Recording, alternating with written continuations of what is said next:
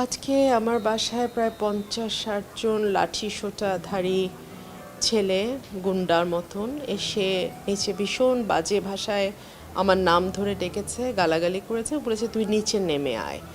সঙ্গত কারণে আমি আমার মাকে নিয়ে একা থাকি। আমার মা অসুস্থ, ৮৪ বছরের বৃদ্ধ মানুষ।